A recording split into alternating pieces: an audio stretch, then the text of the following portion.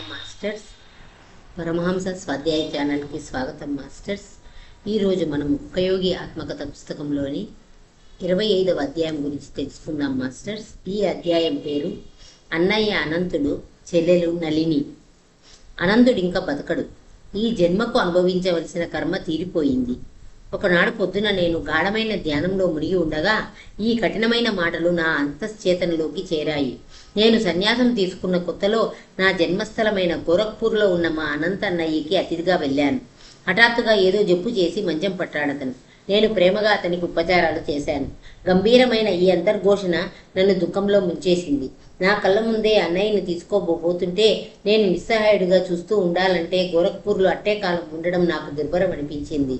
నన్ను అర్థం చేసుకోకుండా బంధువులు విమర్శ చేస్తున్నప్పటికీ నాకు దొరికిన మొదటి ఓడ ఎక్కి భారతదేశాన్ని విడిచిపెట్టాను. ఆ ఓడ బర్మా, చైనా సముద్రం గుండా జపాను చేరింది. నేను కోబేలో దిగి కొన్నాళ్ళు అక్కడ గడిపాను. దుఃఖంతో గుండె బరువెక్కి ఉన్నందువల్ల బయట తిరిగి ఏవీ చూడాలని కూడా అనిపించలేదు. భారతదేశానికి తిరిగి ప్రయాణంలో మా ఓడ షాంఘై చేరింది.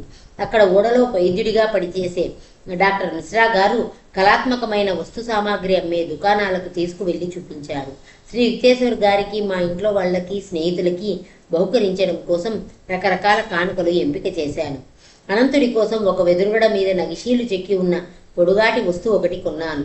చైనా వాడైన అమ్మకందారు ఆ వస్తువును నా చేతికి ఇచ్చి ఇయ్యగానే నేను దాన్ని నేల మీదికి జారవిడిచి చచ్చిపోయిన అన్నయ్య కోసం కొన్నానిది అని విలపించాను. అన్నయ్య ఆత్మ సరిగ్గా ఆ క్షణంలోనే శరీరంలోంచి విడుదలయ్యి అనంతంలో కలిసిపోయిందన్న స్పష్టమైన అనుభూతి ఒకటి కలిగింది నాకు. నేను కొన్న జ్ఞాపక చిహ్నం కింద పడ్డం వల్ల అశుభ సూచనగా పలుక్కున విరిగింది. వెక్కి వెక్కి ఏడుస్తూ విరిగిన వెదురు ముక్క మీద ఇలా రాశాను: ఇప్పుడు లేని ప్రియమైన అనంత అన్నయ్య కోసం. నాతో ఉన్న డాక్టర్ వెటకారంగా నవ్వుతూ నన్ను గమనిస్తూనే ఉన్నాడు. కన్నీళ్లు పెట్టుకోకండి, ఆయన పోయారని మీకు రూఢి అయ్యేదాకా కన్నీళ్లు రాల్చడం ఎందుకు? మా ఓడ కలకత్తా చేరినప్పుడు డాక్టర్ మిశ్రా మళ్ళీ నా వెంట వచ్చారు, నన్ను పలకరించడానికని. మా చిన్న తమ్ముడు విష్ణు ఓడరేవు దగ్గర ఎదురు చూస్తున్నాడు. అనంత అన్నయ్య ఈ జన్మ కడతీర్చుకుపోయాడని నాకు తెలుసు అన్నాను విష్ణుతో. వాడేమీ చెప్పడానికి వ్యవధి ఇవ్వకుండానే, అనంతుడు ఎప్పుడు పోయాడో నాకు, ఈ డాక్టర్ గారికి చెప్పు. విష్ణు తేదీ చెప్పాడు. నేను షాంఘైలో కానుకలు కొన్న రోజే అది. అప్పుడు డాక్టర్ మిశ్రా గారు అన్నారు: చూడండి, ఈ సంగతి బయట ఎక్కడా పక్కనివ్వకండి, లేకపోతే ఇప్పటికే ఎంతో పెద్దగా ఉన్న వైద్య విద్యలో మానసిక ప్రసారం కూడా చేర్చి ఇంకో ఏడాది ఎక్కువ చదివిస్తారు ప్రొఫెసర్లు. గడ్పార్ రోడ్డులో ఉన్న ఇంట్లో నేను అడుగు పెట్టేసరికి నాన్నగారు ఆప్యాయంగా కౌగిలించుకున్నారు. వచ్చావా అన్నారు నాన్నగారు మృదువుగా. ఆయన కళ్ళల్లోంచి 2 పెద్ద నీటి బొట్లు రాలాయి. మామూలుగా పైకి దొరకని నాన్నగారు తమ వాత్సల్యాన్ని ఇంతకు ముందెన్నడూ ఈ రకంగా బయటికి కనపరచలేదు. పైకి గంభీరులైన తండ్రి లోలోపల కరిగిపోయే తల్లి గుండె కలవారు. కుటుంబ విషయాలన్నింటిలోనూ ఆయన ఇలా ద్విపాత్రాభినయం చేస్తూ తల్లిగా తండ్రిగా వ్యవహరించారు. అనంతుడు పోయిన కొన్నాళ్లకే మా చిన్న చెల్లెలు నళిని దైవోపశమనం వల్ల మృత్యుముఖంలోంచి బయటపడింది. ఆ కథ చెప్పే ముందు మా చిన్నప్పటి సంగతులు కొన్ని ముచ్చటిస్తాను. నాకు నళినికి మధ్య చిన్నప్పటి అనుబంధం మరీ అంత సంతోషకరమైందని చెప్పడానికి లేదు. నేను బక్కగా ఉండేవాడిని, తను నాకంటే బక్కపలచగా ఉండేది. అలా ఉన్నందుకు నేను మా చెల్లెల్ని తరచూ ఏడ్పిస్తూ ఉండేవాడిని. దానికి అజ్ఞాతమైన ప్రేరణ ఏమిటో గుర్తుపట్టడానికి మనోవిజ్ఞాన శాస్త్రవేత్తలకు ఏమంత కష్టం కాదు. తను ఇచ్చే ఎదురు జవాబులు కూడా కుర్రకారుకు సహజమైనంత ఘాటుగాను, కుండబద్దలు కొట్టినట్టు ఉండేవి. ఒక్కొక్కప్పుడు అమ్మ కలగజేసుకునేది. నా చెంప మీద నేనే పెద్దవాడిని కనుక సుతారంగా ఒకటి అంటించి మా పిల్ల తగువుల్ని అప్పటి మటుకు సర్దుబాటు చేసేది. నళినికి చదువు అయిపోయాక డాక్టర్ పంచానన్ బోస్కి ఇచ్చి పెళ్లి చేయడానికి నిశ్చయమైంది. యోగ్యుడైన ఈ యువకుడు కలకత్తాలో డాక్టరు. సుదీర్ఘమైన పెళ్లి తతంగాలన్నీ సకాలంలోనే జరిగాయి. పెళ్లినాటి రాత్రి నేను మా కలకత్తా ఇంట్లో నటింట్లో కులాసాగా ముచ్చట్లాడుకుంటున్న పెద్ద బంధువర్గంతో కలిసి కూర్చున్నాను. పెళ్లి కొడుకు నిండుగా బంగారపు జరీగల తలగడా మీదికి వాలి కూర్చున్నాడు. ఆయన పక్కనే కూర్చుంది నల్లి. ముచ్చటైన బచ్చెలపండు వన్నె పట్టుచీర కూడా ఆమె పక్కతనాన్ని పూర్తిగా మరుగుపరచలేకపోయింది. నేను మా కొత్త బావ గారి తలగడా వైపు చేరి స్నేహపూర్వకంగా పళ్ళు ఇకిలించాను. పెళ్లి రోజు దాకా ఆయన నల్లిని చూడలేదు.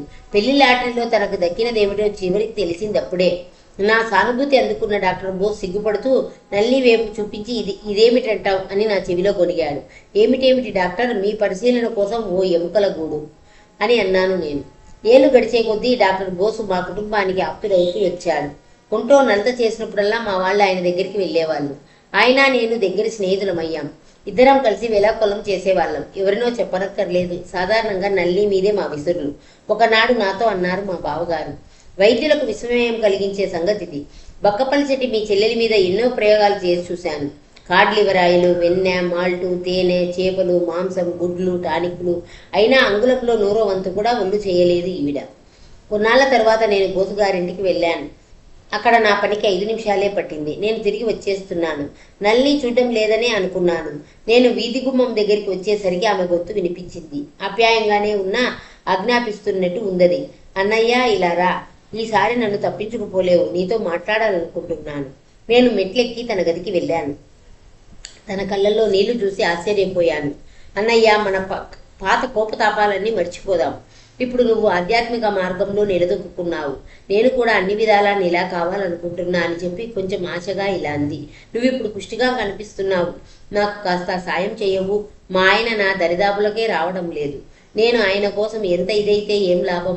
నేను ఇలా సన్నగా ఏ ఆకర్షణ లేకుండా ఉన్నప్పటికీ దైవ సాక్షాత్కార సాధనలో మాత్రం ముందుకు పోవాలన్నదే నా ముఖ్యమైన కోరిక. ఆమె విన్నపం నా గుండెను కరిగించింది. మా కొత్త స్నేహం నిలకడగా పెరిగింది. ఒకనాడు తను నాకు శిష్యురాల్ని నవ్వుతానన్నది. నువ్వెలా అనుకుంటే అలా తర్ఫీదు ఇయ్యి నాకు. టానిక్కుల మీద కన్నా దేవుడి మీదే నమ్మకం ఉంచుతాను. పట్టెడు మందులు పోగు చేసి కిటికీలోంచి బయటి కుళ్ళు కాలువలోకి విసిరి పారేసింది. ఆమె విశ్వాసాన్ని పరీక్షించడానికని భోజనంలో చేపలు, మాంసము, గుడ్లు మానేయమన్నాను.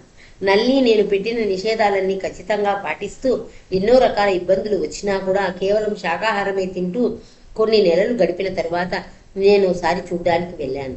చెల్లాయ్, నువ్వు ఆధ్యాత్మిక నియమాల్ని నిష్ఠగా పాటిస్తున్నావు.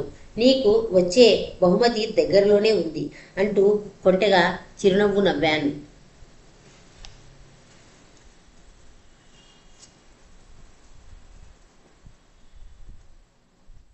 నీకు ఎంత లాభవ్వాలని ఉంది? మన అత్తయ్య ఉందే, కొన్నేళ్లుగా తన పాదాలు తను చూసుకోలేకపోతున్న ఆవిడ అంత లావు అవ్వాలని ఉందా? నీ అంత లావు అవ్వాలి. నేను గంభీరంగా ఇలా అన్నాను. దేవుడి దయ వల్ల నేనెప్పుడు నిజమే చెబుతూ ఉన్నాను కనుక ఇప్పుడు నిజమే చెబుతున్నాను. దేవుడి ఆశీస్సుల ద్వారా ఈ రోజు నుంచి నీ శరీరం నిజంగా మార్పు చెందుతుంది. 1 నెలలలో నాకున్నంత బరువు రావాలి నీ శరీరానికి. ఎప్పుడూ అలవాటుగా నిజం చెప్పే వాళ్ళకి తాము ఏది అంటే అది జరిగే శక్తి వస్తుందని హిందూ పవిత్ర గ్రంథాలు ఘోషిస్తున్నాయి. వాళ్ళ హృదయంలోంచి వెలువడ్డ మాట జరిగి తీరుతుంది. సత్య ప్రతిష్టాయాం క్రియాఫలాశ్రయత్వం అని యోగ సూత్రాల్లో చెప్పబడి ఉంది. నా గుండెలోంచి వెలువడ్డ ఈ మాటలు నిజమయ్యాయి. 30 రోజుల కల్లా నల్లి బరువు నా బరువుతో సమానమైంది. కొత్తగా వచ్చిన గుండ్రతనంతో ఆమెకు మంచి అందం వచ్చింది. దాంతో వాళ్ళ ఆయన ఆమెను గాఢంగా ప్రేమించాడు. అమంగళంతో ఆరంభమైన వాళ్ళ దాంపత్యం ఆదర్శంగా చెప్పుకోదగ్గంత హాయిగా పరిణమించింది. నేను దేశంలో లేనప్పుడు నల్లికి సన్నిపాత జ్వరం వచ్చిందని, అంటే టైఫాయిడ్ మాస్టర్స్, నేను జపాన్ నుంచి తిరిగి రాగానే తెలిసింది. హుటాహుటీన వాళ్ళ ఇంటికి ఉరికి సన్నగా పుల్లగా అయిపోయిన నల్లిని చూసి కొయ్యబారిపోయాను. ఆమె అపస్మారంలో ఉంది. ఈ జబ్బు వల్ల మీ చెల్లాయి మనసు కలత చెందక ముందు ముకుందన్నయ్య ఉండి ఉంటే నాకు ఇలా అయ్యేది కాదు అంటుండేది తరచు అన్నారు మా బావగారు. ఇతర డాక్టర్లకి నాకు రవ్వంత ఆశ కూడా కనిపించడం లేదు. టైఫాయిడ్తో అన్నాళ్ళు బాధపడింది చాలక ఇప్పుడు రక్త విరేచనాలు మొదలయ్యాయి అంటూ కళ్ళనీళ్లు పెట్టుకున్నారు ఆయన. నా ప్రార్థనలతో భూమి ఆకాశాలు దద్దరిల్లేటంతగా విశ్వ ప్రయత్నం చేశాను. నాతో పూర్తిగా సహకరించే ఆంగ్లో ఇండియన్ నర్సు ఒక ఆమెను ఏర్పాటు చేసి రకరకాల యోగ చికిత్సా పద్ధతులు మా చెల్లి మీద ప్రయోగించాను. నెత్తురు విరేచనాలు కట్టేశాయి. కానీ డాక్టర్ బోసు విచారగ్రస్తంగా తల ఆడించాడు. పోవడానికి ఇంకా ఆమెలో రక్తమే లేదు. తప్పకుండా కోలుకుంటుంది అన్నాను దృఢంగా జవాబిస్తూ. 7 రోజుల్లో తన జ్వరం తగ్గిపోతుంది. 1 వారం తిరిగేసరికి నల్లి కళ్ళు విప్పి ఆప్యాయంగా గుర్తుపట్టి నా వైపు చూస్తూ ఉంటే నాకు ఒళ్ళు పులకరించింది. ఆ రోజు మొదలు తను త్వరగా కోలుకుంది. తన మామూలు బరువు తనకి వచ్చినప్పటికీ దాదాపు ప్రాణాంతకమైన ఆ జబ్బు కలిగించిన హానికి బాధాకరమైన గుర్తుగా కాళ్ళు పడిపోయాయి. వైద్య నిపుణులైన భారతీయులు, ఇంగ్లీషు వాళ్ళు కూడా ఆమెను ఆశ వదులుకోవాల్సిన అవిటిదాని కింద తెలిసి చెప్పేశారు. ఆమె ప్రాణం కోసం ప్రార్థన ద్వారా నిర్విరామంగా నేను సాగించిన యుద్ధం నన్ను బాగా నీరసపెట్టేసింది. శ్రీ యుక్తేశ్వర గారి సహాయం కోసం నేను శ్రీరాంపూర్ వెళ్ళాను. నల్లి దుస్థితి చెప్పేసరికి ఆయన గాఢంగా సానుభూతి ప్రకటించారు. ఒక నెల గడిచేసరికి మీ చెల్లాయి కాళ్ళు మామూలుగా అవుతాయి అంటూ ఆయన చిల్లి చెయ్యని 2 క్యారెట్ల ముత్యం ఒకటి సంపాదించి దాన్ని ఒక కొలికికి అమర్చి చర్మానికి తగిలేటట్టుగా ఒక పట్టీతో కట్టుకోమను. నేను ఆనందంగా ఒక నిట్టూర్పు విడిచి ఆయన పాదాలకు సాష్టాంగ నమస్కారం చేశాను. స్వామి, మీరు దేశిక చక్రవర్తులు. ఆమె కోలుకుంటుందని మీరన్న మాట ఒక్కటి చాలు. కానీ మీరు కాదు కూడదంటే మాత్రం ఒక ముత్యం సంపాదించి ఇస్తాను. గురుదేవులు తల ఆడించారు. అవును, అలాగే చెయ్యి. ఆయన నల్లిని ఎన్నడూ చూసిన వారు కారు. కానీ ఆమె శారీరక మానసిక లక్షణాలు సరిగ్గా వర్ణించి చెప్పారు. స్వామి, ఇది జ్యోతిష సంబంధమైన పరిశీలన.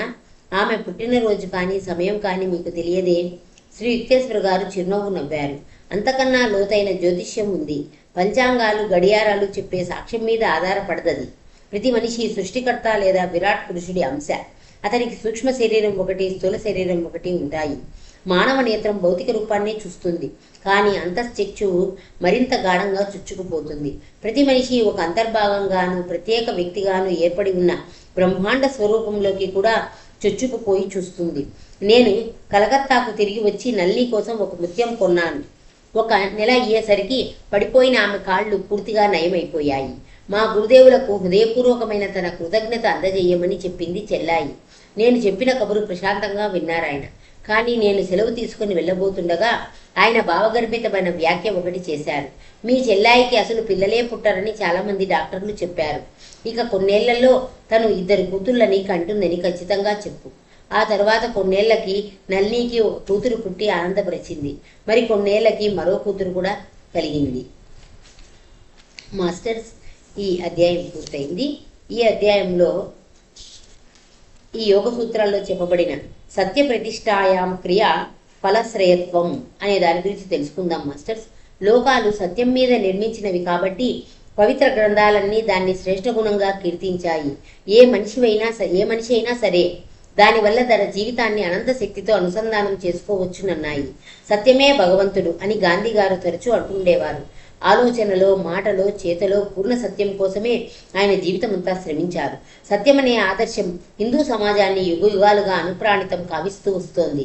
ఈ భూమి మీద ఏది ఇచ్చినా సరే బ్రాహ్మణులు అబద్ధమాడరు అంటారు మార్కో పోలో. భారతదేశంలో న్యాయమూర్తిగా పనిచేసిన విలియం స్లీమన్ అనే ఇంగ్లీషు వాడు జర్నీ త్రూ అవుడ్ ఇన్ 1849 నుంచి 59 మధ్యలో అనే ఈ గ్రంథంలో అంటాడు, ఒక్క మనిషి అబద్ధం చెప్పడం మీద ఆధారపడి అతనికి ఆస్తికి కానీ స్వేచ్ఛకు కానీ సంబంధించిన కేసులు 100 కొద్దీ వచ్చాయి నా దగ్గరికి. కానీ అతడు ససేమిరా అబద్ధం చెప్పనన్నాడు. ఇది మాస్టర్ సత్యం మీద విషయం. ఇంకా ఈ ముత్యాల గురించి చెప్పినారు. ముత్యాలు, రత్నాలు, లోహాలు, కొన్ని ఔషధులు మనిషి ఒంటికి తగిలి ఉన్నట్లయితే అవి శరీర కణాల మీద విద్యుదయస్కాంత ప్రభావం చూపిస్తాయి. కొన్ని మొక్కల్లోనూ, లోహాల్లోనూ,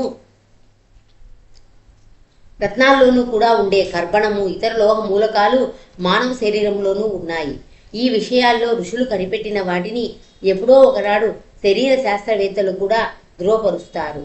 విద్యుత్ ప్రాణ ప్రవాహాలతో సంవేదనశీలకమైన మానవ శరీరం ఈనాటికి అన్వేషించని అనేక రహస్యాలకు కేంద్రం. రత్నాలకు, లోహపు కడియాలకు శరీరంలోని రోగాన్ని నయం చేసే విలువ ఉన్నప్పటికీ శ్రీ యుక్తేశ్వర్ గారు వాటిని సిఫార్సు చేయడానికి మరో కారణం కూడా లేకపోలేదు. సద్గురువులు తాము రోగ నివారకుడుగా కనిపించాలని ఆశించరు. దేవుడే రోగ నివారకుడు. అంచేత సాధువులు ఈశ్వరుడి దగ్గర నుంచి తాము సవినయంగా అందుకున్న శక్తుల్ని తరచూ రకరకాల ముసుగుల్లో మరుగుపరుస్తారు. సాధారణంగా మానవుడు ప్రత్యక్ష వస్తువుల మీదే విశ్వాసం పెట్టుకుంటాడు. రోగం నయం కావడానికని మా గురుదేవుల దగ్గరికి ఎవరైనా వచ్చినప్పుడు ఆయన వాళ్ళకి దండకడియం వేసుకోమనో, రత్నం ధరించమనో సలహా ఇస్తుండేవారు.